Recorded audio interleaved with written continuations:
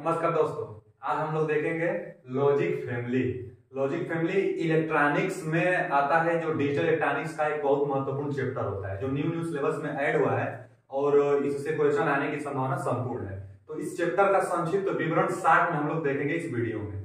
तो चलिए, logic family किसे कहते हैं इसको जानने से पहले आईसी क्या होता है इसको जान लेते हैं, क्योंकि आईसी से ही लॉजिक फैमिली बनाई जाती है। अब जो आईसी होता है, आईसी का फुल फॉर्म है इंटीग्रेटेड सर्किट। ये भी प्रश्न पूछा जा चुका है कि आईसी का फुल फॉर्म क्या होता है। तो आईसी का फुल फॉर्म इंटीग्रेटेड सर्किट।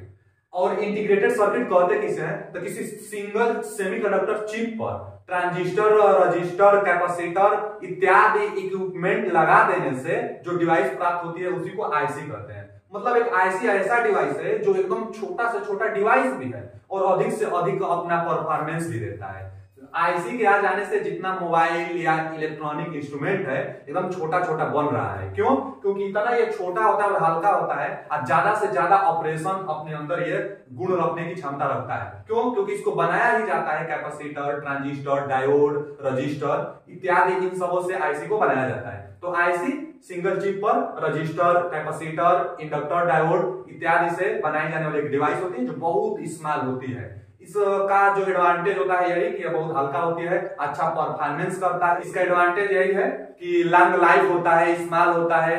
और इसके लिए लिमिटेशन ये होता है ना कि ये लो वोल्टेज और लो करंट पर आईसी कार्य कराया जाता है। आईसी को लो वोल्टेज और लो करंट पर कार्य कराई जाती है। उसके बाद आते हैं लॉजिक फैमिली किसे कहते हैं। तो लॉजिक फैमिली आईसी का कॉम्बिनेशन होता है। किसी को शार्ट में बताना हो कि लॉजिक फैमिली किसे कहते हैं तो बोला जा सकता है कि आईसी का कॉम्बिनेशन किसी सिंगल चिप पर सिलिकॉन मटेरियल अथवा सेमीकंडक्टर के किसी पतले सिंगल चिप पर आईसी का कॉम्बिनेशन ही लॉजिक फैमिली कहलाता है। तो आईसी का कॉम्बिनेशन लॉजिक फैमिली कहलाता है। अब लॉजिक जो फैमिली होता है, लॉजिक फैमिली कितने प्रकार के होते हैं इसको देखते हैं। तो जो लॉजिक फैमिली होता है दो प्रकार से होता है, एक बाइपोलर और एक यूनिपोलर लॉजिक फैमिली। बाइपोलर किसे कहते हैं? बाइपोलर लॉजिक फैमिली किसे कहते हैं? तो बाइपोलर लॉजिक फैमिली वह लॉजिक फैमिली होता है जो सिर्फ ट्रांजिस्टर, रजिस्टर, डायोड से मिलकर बनाई जाती है। और यूनिपोलर लॉजिक फैमिली किसे कहते हैं? तो यूनिपोलर लॉजिक फैमिली वह लॉजिक फैमिली होता है जो सिर्फ मोसफेट से बनाई जाती है। मोसफेट किसे कहते हैं? तो metal oxide semiconductor field effect transistor. तो यूनिपोलर जो सिर्फ मोसफेट से बनाई जाती है लॉजिक फैमिली वह मोसफेट लॉजिक फैमिली कहलाती है, यूनिपोलर लॉजिक फैमिली कहलाती है। और बाइपोलर लॉजिक फैमिली वो लॉजिक फैमिली होती है जो डायोड, रजिस्टर, ट्रांजिस्टर से मिलकर बनाई जाती है। अब बाइपोलर दो प्रकार का होता है, एक सेचुरेटेड बाइपोलर लॉजिक फैमिली और एक नॉन सेचुरेटेड लॉजिक फैमिली। तो जो non saturated bipolar logic family होता है यह कट ऑफ रीजन और एक्टिव रीजन के बीच कार्य करता है। ये अच्छा होता है नॉन सेचुरेटेड वाला, सेचुरेशन में नहीं जाता है, जबकि ये उतना अच्छा नहीं होता। ये पहले बनाया गया था सेचुरेटेड बाइपोलर। सेचुरेटेड बाइपोलर क्या होता है ना कि यह कट ऑफ रीजन और सेचुरेशन रीजन दोनों के बीच में कार्य करता है, इसलिए इसकी जो एफिशिएंसी होती है बहुत ज्यादा नहीं हो पाती है। और जो नॉन सेचुरेटेड लॉजिक फैमिली होता है, तो non saturated bipolar logic family में क्या होता है कि यह कट ऑफ रीजन और एक्टिव रीजन के कार्य करता है, सेचुरेशन में जाता ही नहीं है, इसलिए इसका जो स्विचिंग ऑपरेशन होता है बहुत हाई होता है। तो सेचुरेटेड कुछ देख लिया जाए तो सेचुरेटेड जो बाइपोलर होता है, पहले हम बता दें कि कट ऑफ रीजन और एक सेचुरेटेड रीजन के बीच में ये कार्य करते हैं।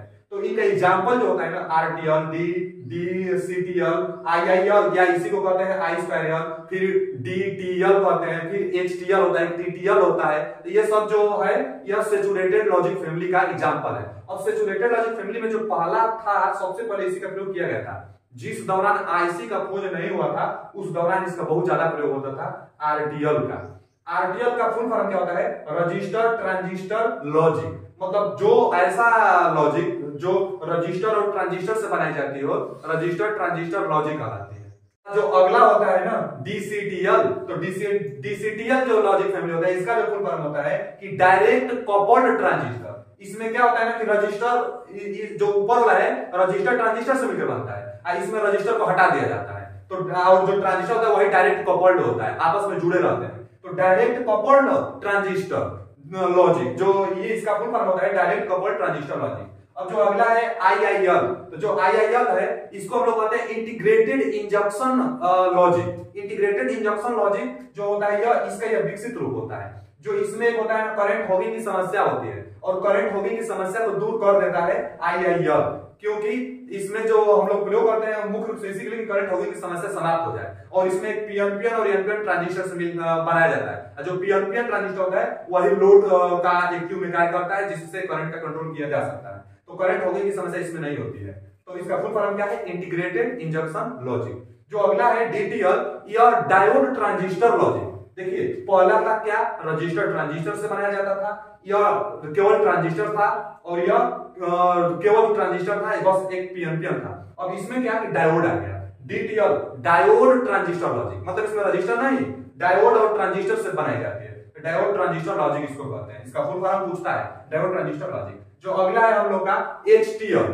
तो डायोड ट्रांजिस्टर लॉजिक के साथ यह एक समस्या थी कि इसमें पहले तो डायोड D1 और D2 का प्रयोग किया जाता है, और यह जो है ना हाई, मतलब जहां औद्योगिक कंपनी है वहां पर यह काम नहीं कर पाता था, हाई रेटिंग के लिए काम नहीं कर पाता था, इसीलिए इसी का विकसित रूप एचटीएल बनाया गया है। और एचटीएल का फुल फॉर्म होता है ना high threshold logic. High threshold logic का मतलब यह होता है कि यह बड़े बड़े औद्योगिक कंपनी में अच्छा ऑपरेशन पर कार्य कर लेता है, इसलिए इसका डिजाइन किया गया। और इसमें सुधारा क्या गया, तो जो D1 और D2 जो डायोड प्रयोग होते हैं, तो D2 की जगह पर जेनर डायोड प्रयोग कर दिया गया। तो पूछ देगा कि जेनर डायोड किस लॉजिक फैमिली में प्रयोग करते हैं, तो जेनर डायोड इसमें प्रयोग करते हैं।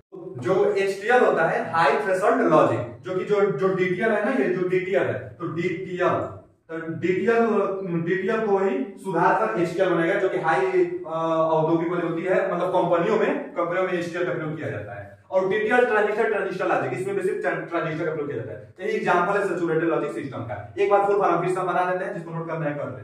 क्यों जी? तो register transistor logic, direct coupled transistor logic, integrated injunction logic, diode transistor logic, high threshold logic, और इसका मतलब ट्रांजिस्टर लॉजिक। तो यही था सैचुरेटेड लॉजिक फैमिली। अब फिर आगे आते हैं हम लोग नॉन सैचुरेटेड। तो जो नॉन सैचुरेटेड लॉजिक फैमिली होते हैं, इसमें पहला जो आता है ना Schottky ट्रांजिस्टर लॉजिक। तो Schottky ट्रांजिस्टर लॉजिक का मतलब होता है ना कि इसमें Schottky डायोड का प्रयोग करते हैं हम लोग। ट्रांजिस्टर नहीं होता है इसमें, और ट्रांजिस्टर के साथ Schottky डायोड लगा देते हैं, तो यही नॉन सैचुरेटेड हो जाता है। और ये फास्टेस्ट होता है, मतलब जो स्विचिंग ऑपरेशन देगा ना ये बहुत अच्छा देगा। क्यों? क्योंकि सैचुरेशन रीजन में जाएगा ही नहीं, सैचुरेशन रीजन में ये नहीं जाता है, तो इसलिए Schottky टीटीएल का जो स्विचिंग ऑपरेशन होता है हाई होता है, और इससे भी हाई ईसीएल होता है। सबसे ज्यादा और प्रयोग होता है बाइपोलर में, तो ईसीएल का प्रयोग होता है। क्यों? क्योंकि यह सैचुरेशन रीजन में नहीं जाता है, 95% स्थान की सेविंग होती है इसमें, बहुत छोटा डिवाइस होता है, स्विचिंग ऑपरेशन बहुत ज्यादा होता है। तो जो इसका फुल फॉर्म होता है इमीटर कपल्ड लॉजिक, ये सबसे ज्यादा प्रयोग होता है, स्विचिंग ऑपरेशन में जाता नहीं है, इसलिए यह हाईएस्ट ऑपरेशन अपना दिखाता है। तो इसका फुल फॉर्म हो गया इमीटर कपल्ड लॉजिक। उसके बाद आते हैं यूनिपोलर पर। तो जो यूनिपोलर लॉजिक फैमिली होते हैं, पहले हम बता चुके थे कि इसमें केवल मोसफेट का प्रयोग होगा, इसलिए इसका दो ही प्रकार है। कौन कौन है? एक मोसफेट उसके नाम से, और एक जो है सी मोसफेट है। तो जो मोसफेट होता है metal oxide semiconductor field effect transistor, और एक जो होता है सी मोस, तो इसका मतलब होता है complementary metal oxide field effect transistor. तो सी मोस जो होता है इसका भी प्रयोग ज्यादा किया जाता है। तो सी मोस जो होता है ना, इसका full form complementary metal oxide field effect. और जो होता है ना सीमोस, यह सबसे अच्छा होता है। क्यों? क्योंकि इसका जो फैन आउट होता है ना, इसकी जो कैरेक्टरिस्टिक्स होती है सीमोस की, कि इसका जो फैन आउट होता है, फैन आउट मतलब कि आउटपुट आपको कितना मिलता है, तो जो इसका फैन आउट होता है बहुत अच्छा होता है, बहुत ज्यादा 50 फैन आउट इसका होता है। और पावर डिसिपेशन भी कम होता है, मतलब पावर कंज्यूम भी बहुत कम करता है, 10.1 मिली वाट करता है, बहुत कम पावर को भी लेता है। और मार्जिन जो होती है वो थोड़ा सा ज्यादा होती है, मतलब थोड़ा सा आवाज करता है ये डिवाइस। तो फैन आउट इसका सबसे ज्यादा होता है, इसका कैरेक्टरिस्टिक्स है। थैंक यू, धन्यवाद।